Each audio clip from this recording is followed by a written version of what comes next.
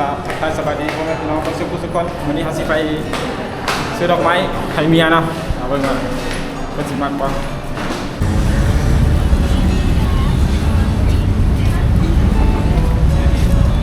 ดอกไม้ดอกเท่าไหร่ครับ 50จ้าสดๆค่ะ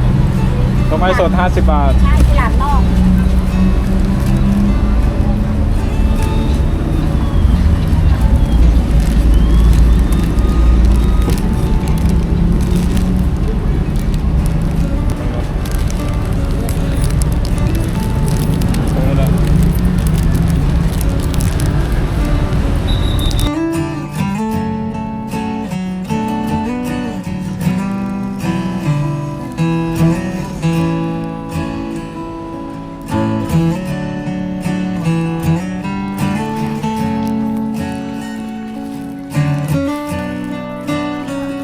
นั่งเตี้ย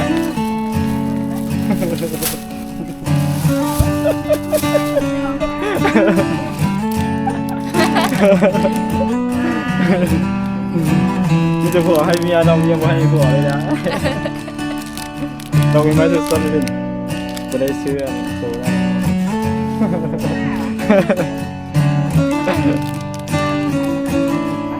50 บาทอันนี้50 บาท